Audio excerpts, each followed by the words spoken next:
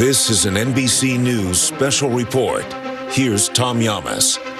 Hey, good afternoon. We are coming on the air with breaking news right now about a major development in a closely watched murder case. Just moments from now, police in Moscow, Idaho will hold a news conference where they are expected to announce an arrest in the murders of 4 Idaho college students. The roommates, all found stabbed to death in their home on November 13th. This is the suspect. You see him here. He's a 28-year-old man by the name of Brian Kohberger. He was taken into custody this morning in Pennsylvania. The case has drawn worldwide attention and shocked the small town of Moscow, Idaho, a farming community of about only 25,000 people. Any moment now, the chief of police in Moscow, Idaho, will be joined by university officials. As we wait for them to begin, let's go to NBC's Dana Griffin, who's inside the room right now where that news conference is set to take place. And Dana, set the scene for us. So many questions being asked here in a small town in America that was rocked by these murders. Yeah, a lot of unanswered questions. We hope to get those answers in just about 2 minutes when this press conference is about to start. I can tell you who we're going to hear from. We will hear from the Moscow Police Chief, James Fry, also the Latah County Prosecutor, Bill Thompson, as well as Idaho State Police Colonel Kendrick Willis, and also the University of Idaho President, Scott Green. We learned this morning that 28-year-old Brian Kohberger, that's how we're pronouncing his name until police confirm exactly how to pronounce it, was arrested this morning in Monroe County, Pennsylvania, at his home.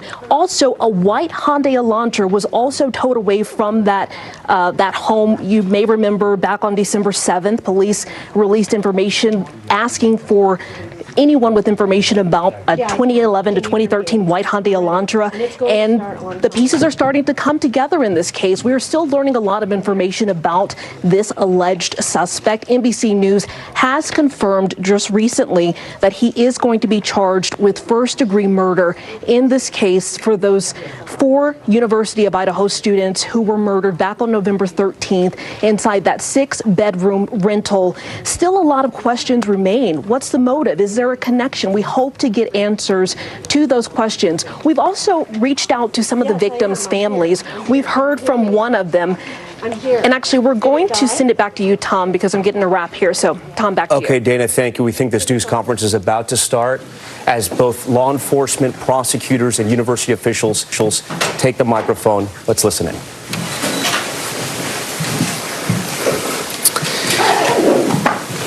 Thank you for coming today. Last night, in conjunction with the Pennsylvania State Police, the Federal Bureau of Investigation, detectives arrested 28-year-old Brian Christopher Kohberger in Albrightsville, Pennsylvania, on a warrant for murders of Ethan, Zana, Madison, and Kaylee. I want to personally thank these agencies for their assistance in this case. Kohberger resides in Pullman, Washington, and is a graduate student at Washington State University. We will provide as much information as we can about the extradition to Idaho and the criminal process.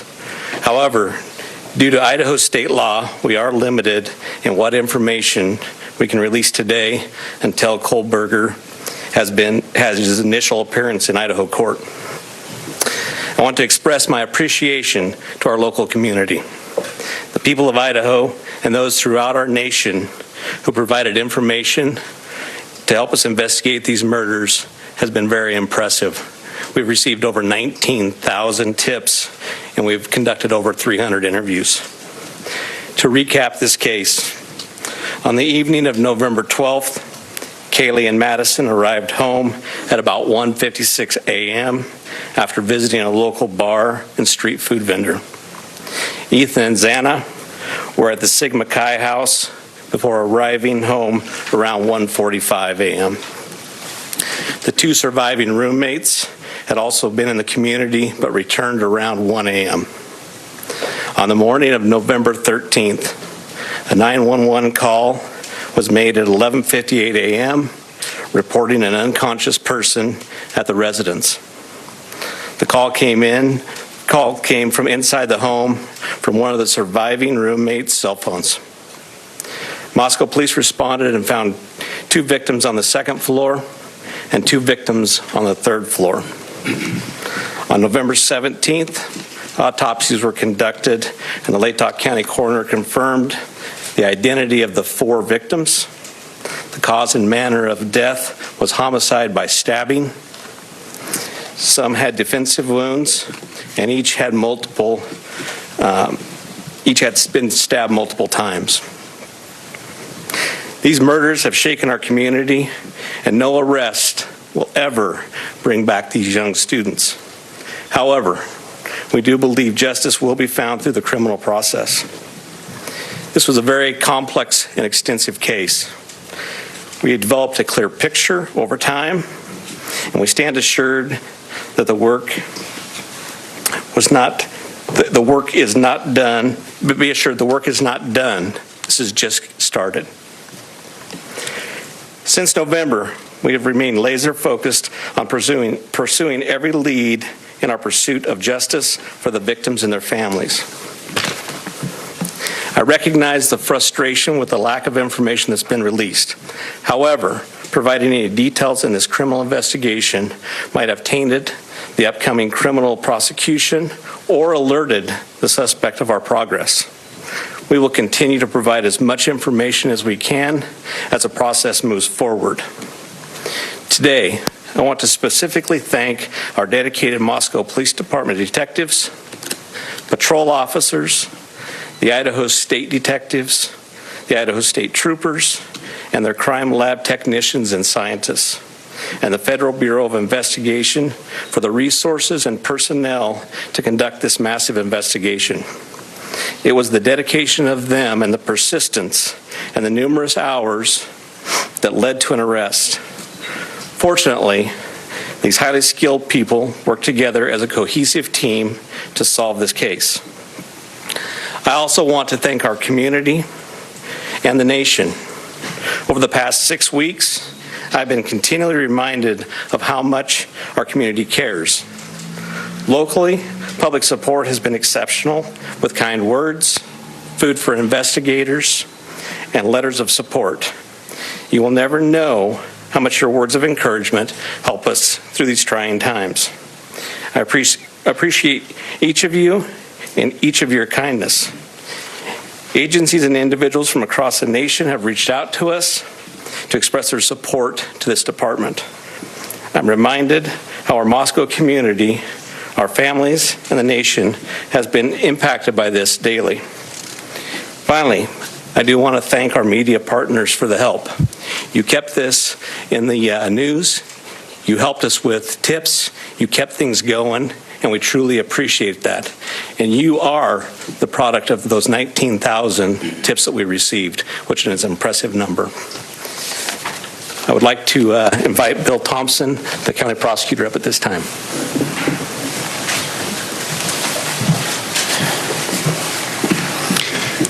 Good afternoon, folks. My name is Bill Thompson. I'm the Latah County prosecutor. And it's sad to be here, but happy to be here at the same time. As Chief Fry indicated, a criminal complaint was filed yesterday here in Latah County, charging the defendant, Mr. Kohlberger, with 4 counts of first-degree murder, in addition to felony burglary, which involves entering the residence with the intent to commit the crime of murder. Mr. Kohlberger, and let me preface, there is a pending case now in court, and I and my office and the investigators have to live with the restrictions that our Supreme Court places on pretrial publicity. That said, I promise you we will share with you, through the court process or otherwise, whatever we are allowed to. I just appreciate your patience on that. The factual basis for the charges are summarized in what's called a probable cause affidavit that is on file with the court. According to the rules of the Idaho Supreme Court, that is sealed until Mr. Kohlberger is physically back in Latah County and has been served with the Idaho arrest warrant. At that time, we expect that that affidavit will be available to you so you can share the true facts with all of your readers and your watchers and your listeners and all the people who are interested and really need to know what's going on. So please have patience with us on that. We hope to get that to you as soon as we can. As far as Mr. Kohlberger, I can share with you that he is a graduate student at Washington State University and has an apartment residence over in Pullman. He has had an initial appearance in front of a judge in Pennsylvania. He is being held without bond, and the warrant from our magistrate judge here also provides for no bond. We understand that he's scheduled to be back in court in Pennsylvania next Tuesday afternoon, and that a public defender has been appointed for him there. The process at this point is, since he was arrested in another state, he has the opportunity to either waive extradition and return voluntarily to the state of Idaho, or if he prefers not to waive extradition, then we will initiate extradition proceedings through our governor's office. If we do that, it can take a while for him to get here. So again, I'm asking for your patience and understand that's just the way the system works. Once he gets here, he'll have an initial appearance with our magistrate. They'll deal with issues such as making sure competent counsel is representing him, and the case will be scheduled for further hearings. Your primary source of factual information is going to be the court record, because that's what the Supreme Court says we need to refer you to. So please pay attention to what's going on in court and have people there to watch and hear what's being said. As an attorney, myself and my office, we are limited on what we are allowed by the courts to say outside of the courtroom. So please just work with us. Finally, as the chief indicated, this is not the end of this investigation. In fact, this is a new beginning. You all now know the name of the person who has been charged with these offenses. Please get that information out there. Please ask the public, anyone who knows about this individual, to come forward. Call the tip line. Report anything you know about him to help the investigators and eventually our office and the court system understand fully everything there is to know about not only the individual, but what happened and why. Next, I'll introduce Colonel Ked Wells from the Idaho State Police. Thank you. Well, good afternoon. My name is Kedrick Wills. I serve as the director of the Idaho State Police and certainly want to express our appreciation for your attendance here today. These tragic murders took 4 young, vibrant lives from our community. Nothing we do can bring them back. The only thing that we can do in law enforcement to honor their memories that we know of is to bring this to a successful conclusion. This has been a very difficult time for the families, the university, the community, and the state of Idaho. However, it is also proven that communities come together in tough times. Certainly appreciate the support of the local community and our national audience that has been following us as our investigators have worked through this case. I'm thankful also to you, the media partners, who have helped keep this case in the forefront that generates the tips and we hope will continue to generate information that will help us to a conclusion of this proceeding. I'd like to express our appreciation on behalf of the Idaho State Police to Chief Fry, his leadership, and the entire Moscow Police Department for the way that they handled this from the very beginning. He directed the right people to the right positions that led us to this conclusion today.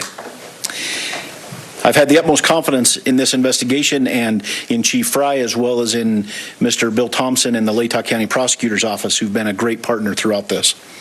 Nothing has deterred the commitment of the investigators who've worked on this case, regardless of the organization they represent. It's been very trying and very difficult, as you know, that it has been on those investigators as they do the tedious work that they're so good at doing. The partnerships is what's led here as well. The partnerships between Moscow Police Department, I'd like to express our appreciation with the Federal Bureau of Investigation, specifically the special agent in charge out of the Salt Lake City Division, Dennis Rice, and also the work that happened in the last 24 hours in Pennsylvania with the arrest with the Pennsylvania State Police and Colonel Evanchik with the Pennsylvania State Police. We appreciate what they've done across the nation to help us as well. As Bill shared, this investigation is far from over. In fact, I appreciate what he shared, that this is not an ending, but rather a new beginning. The difference now is, as he shared, that we are dictated what information we can share by the court process and by laws in our state of Idaho. And so we will share, as he shared, Mr. Thompson is absolutely committed to share everything he can share through the court process. We've got to make sure that we don't get in front of that process. And we really deeply appreciate everybody's support here. The relationships that were forged here and the partnerships that were forged have led to this. And based on that is why we're here today. And we continue to believe that the best way we can honor these 4 lives that have been taken is to make sure that we have a successful outcome here. One of the partnerships that's been forged throughout this is a partnership with the University of Idaho. And on that, I'd like to introduce the president of the University of Idaho, Mr. Scott Green.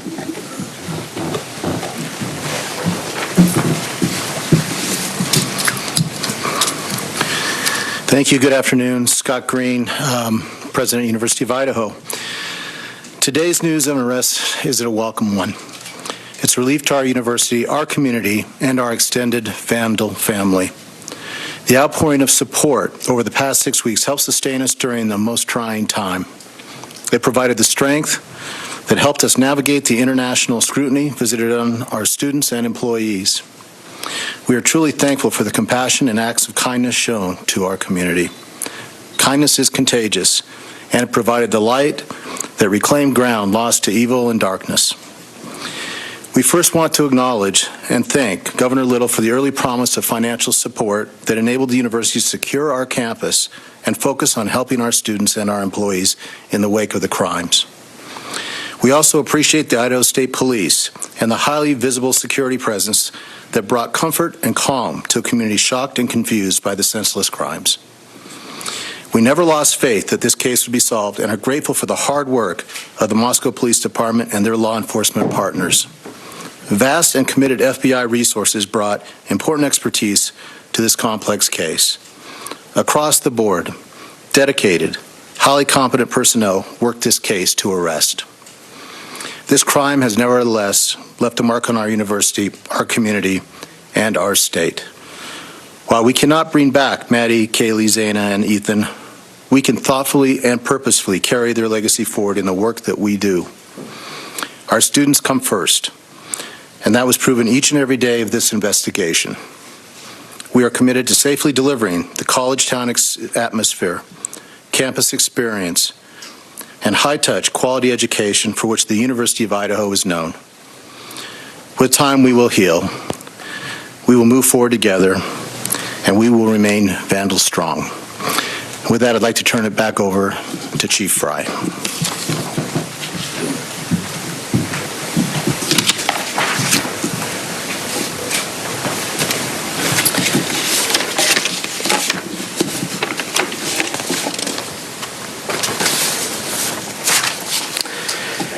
So now we will open the floor to questions. However, I want to remind everyone, as Prosecutor Bill Thompson explained, any factual information regarding the arrest of Kohlberger is currently sealed per Idaho law and will not be released until he has appeared in an Idaho court.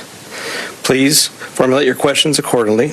I recognize there are a lot of questions, and I will try to answer as many of them as I can. Is there an evergreen or Argonaut reporter? Lauren Patterson, Northwest Public Broadcasting, Spokane Public Radio. I realize the records are sealed. I guess I'm not too familiar with how it works, but can you tell us what tip, what lead, what piece of evidence really led you all the way from Idaho to the suspect in Pennsylvania? As I've said in the past, that's part of our investigation, and we won't be releasing that this time. We will have those answers. We'll have them as soon as we can make those available to you. Then a quick follow-up and a two-parter. Is our community safe, or is law enforcement still on the search for other suspects who might be involved in this attack? What I can tell you is we have an individual in custody who committed these horrible crimes, and I do believe our community is safe. But we still need to be vigilant, right? We still have talked about this in the past. We always need to be aware of our surroundings and make sure that we're aware of what's going on.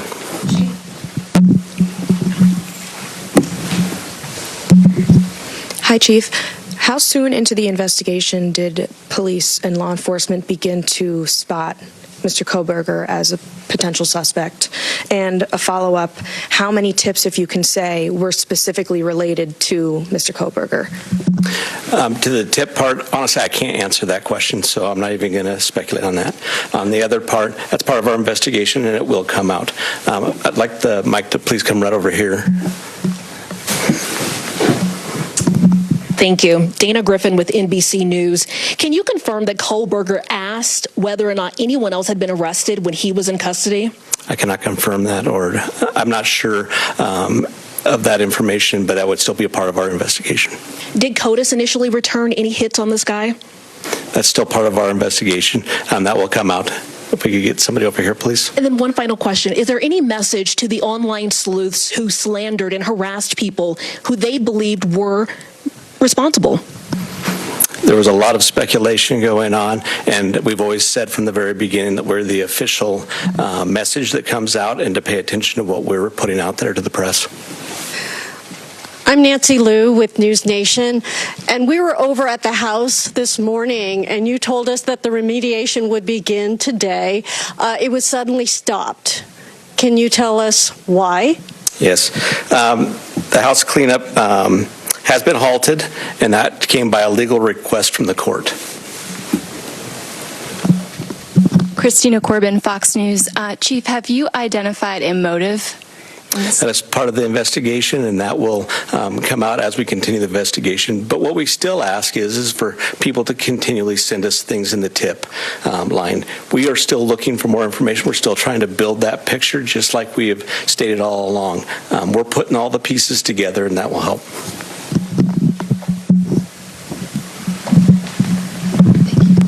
Chief Veronica Miracle with CNN. Any indication that the suspect knew the victims?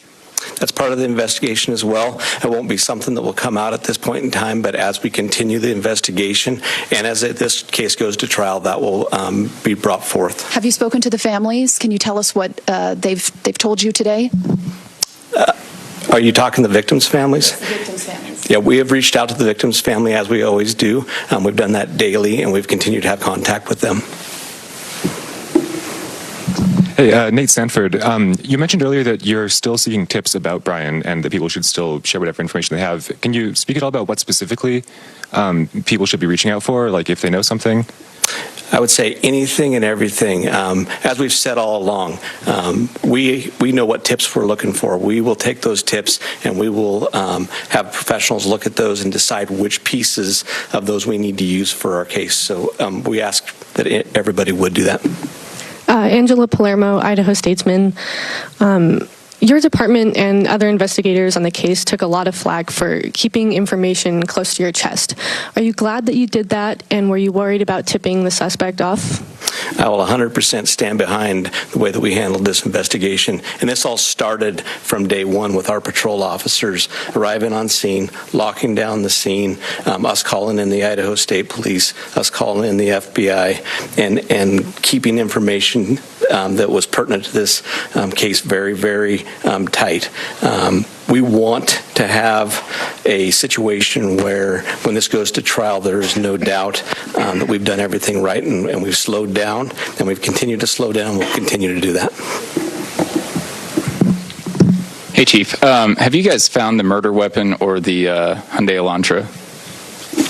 So we are still looking for all pieces of evidence, but we are still looking for the weapon. And I will say that we have found an Elantra. Stephanie Becker with CNN. Can you tell what it was like when you got the phone call when the police told you that they had your suspect? I can tell you, for a lot of law enforcement, it was a fairly sleepless couple of days with as we were leading up to everything that we were doing. But what I can tell you is I have faith in those agencies across the nation. I have faith in our officers. I have faith in the FBI, and they did a great job. But sure, there was some times, even throughout the day, that we were always concerned. Hi, Chief. Danya back at CBS News. Can you talk a little bit more about the suspect's connection to Pennsylvania? All I know is that he lives in Pennsylvania. Chief Guy Tannenbaum from Nonstop Local KHQ in Spokane. More about the Elantra. We saw reports that you mentioned that you recovered an Elantra, but can you specify where that was found? And we know that that was one of the biggest pieces of information you were asking from the public to tip. Were you able to provide an information on whether those tips led to this seizure of an Elantra? That's still part of the investigation that will come out in the future.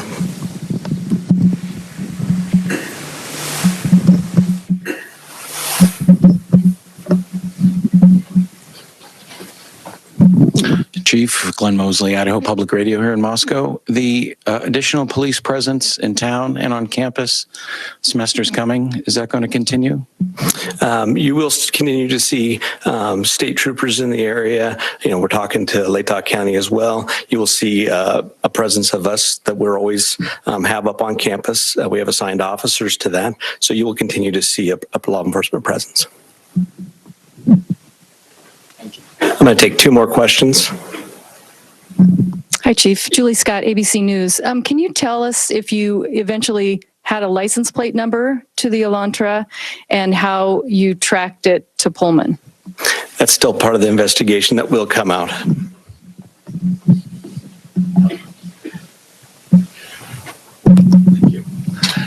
Chief, hi, Matt Lovelace with the Murrow College of Communication. I want to ask about Mr. Koberger as a graduate student at WSU. Are you aware of if he returned to campus after November 13th? And have you had any communication with departments on the WSU campus about his attendance? So some of that is going to be followed up as we continue our investigation. We'll be asking some of those questions, but that'll come out in the near future. So what I do want to do is I want to thank you all. You really have been the national voice for us. You've given us the opportunity to get many, many tips. And I do appreciate everything you've done, and we'll continue to look forward to working with you in the future on this. So I'd like to thank you for that and thank you for your time. If you're just tuning in, we've been listening to a news conference from Moscow, Idaho, where they've announced breaking news. They have arrested a suspect in the case of those murders at the University of Idaho. Police say this man, you see him right here, Brian Christopher Koberger, has been arrested in northeastern Pennsylvania. He is 28 years old. He's charged with 4 counts of first-degree murder along with felony burglary. According to police, he was a graduate student just over the border of Moscow, Idaho, in the state of Washington at Washington State University. We've been following the news conference since it started. Dana Griffin is inside that room where the news conference occurred. Dana, because of the state law in Idaho, police could not tell us a lot about the evidence up until that suspect is extradited back to Idaho. He's still in Pennsylvania right now. But according to sources who have spoken to NBC News, we know one of the key pieces of evidence here, which police were asking about, was that white Hyundai Elantra. And we know, according to our sources, that a Hyundai Elantra was pulled from Koberger's house earlier today. That's right, Tom. And even police have confirmed that that white Hyundai Elantra has been found. Back on December 7th, that was that key public piece of information, the real big clue that has been released since November that confirmed that was, the key piece of evidence that they were looking for. And they have found that. They found that this morning when they arrested 28-year-old Koberger. He is still in Pennsylvania. They are waiting for extradition. They said that could take a while, but he has had his first court appearance, and now they're just trying to work through the system to try to get him here. Again, they're not releasing a lot of information because they want to hold on to the integrity of this case. They are saying that if we want to get any information, we're going to have to show up to the court hearings because they're not going to be releasing much else. They have said that these murders have shaken this community, and although it won't bring those 4 murdered university students back, they say that they are looking forward to the fact that they could hopefully get some sort of justice here. We know that the suspect is from Pullman, Pennsylvania. He also is a doctoral candidate at Washington State University, where he is listed on their website, or it was until possibly hours ago when that website page may have been removed. He's going to be back in court on Tuesday, January 3rd. And so we're just waiting to see what else is going to happen. Also, police confirmed, you guys may know this, they were scheduled to clean the house where the crime scene occurred. But we found out also during this press conference that that cleaning was halted because of some sort of legal process. So it'll be interesting to see what happens, what plays out next over the next several weeks as we try to learn more about the suspect. They are still asking for more information, people who may have known him or know information about him, because they're still trying to connect the dots here. So hopefully we'll learn more information pretty soon. Yeah, Dana, they are asking the public for any information, any and all information about that man we just saw there, the suspect in this case. Though they couldn't share a lot of information, they did say a couple things that were interesting. One, they are still looking for the murder weapon, and they had been monitoring him over the past few days, and they were at times concerned just about the arrest. But of course, the FBI, along with the help of Pennsylvania authorities, were able to take him down and, of course, take that Hyundai Elantra, according to our sources, to confiscate that. I want to bring in Danny Savalos, who's our NBC legal analyst. Danny, I know they couldn't tell us a lot. They want to follow the letter of the law here. They don't want to mess up anything in this investigation. What stood out to me, right, and you've worked with investigators before, there was a nation of pressure on these small-town police officers. And you heard the police chief say just moments ago, he 100% stands by their investigation because it got him to this moment. It took 7 weeks, but they think they have their man. Notice there was something really telling there. Notice that the police were willing to talk about the absence of the murder weapon, the missing knife.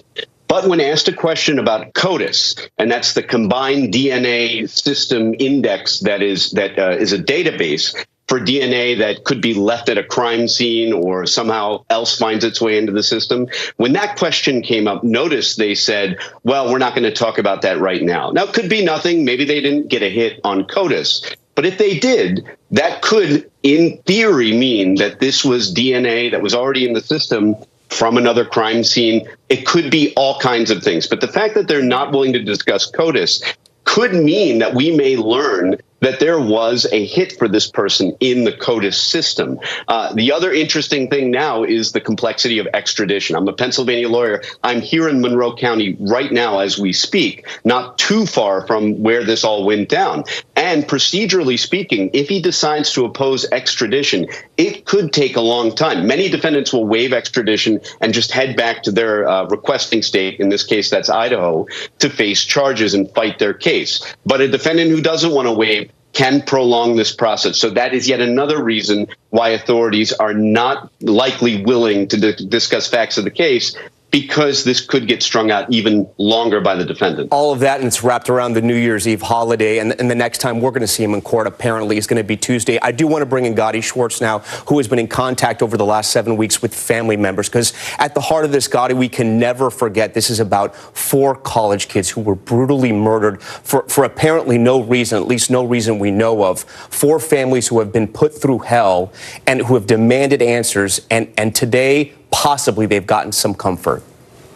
Yeah, absolutely. And the family of Kaylee Gonzalez told us that one of their biggest fears was that whoever did this was going to show up at one of their memorials and relish in the chaos that they had caused. And so hopefully now the family is able to see the news here and find some comfort in knowing that someone at this point is behind bars. But Tom, just talking about some of the locations here, we understand that Bryan Kohberger lived in Pullman, Washington. We understand that there was a search warrant that was instituted at his home, at his apartment that was on the campus at that nearby university, which is just a few minutes away from Moscow, Idaho.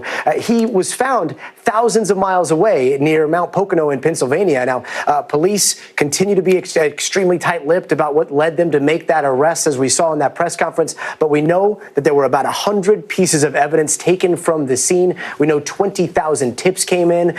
We know that police were looking for that Hyundai Elantra seems to have been found. But as you heard in that press conference, Dana Griffin asking about CODIS, asking about DNA, that is the big question that remains. Was DNA used, possibly collected in that 100 pieces of evidence and then used to make the connection? And was that CODIS, or was that possibly some other DNA database? Also, we've been digging into Kohberger's background. It appears as though he was a PhD criminology student at Washington State University who had been involved in research into how the criminal mind works. Tom? Okay, Gotti Schwartz for us. We thank Gotti, Dana, and Danny for that. That concludes this NBC News special report. We promise to have much more on the arrest tonight, plus new reporting when I see you on Nightly News. I'm Tom Llamas. Thank you so much for watching.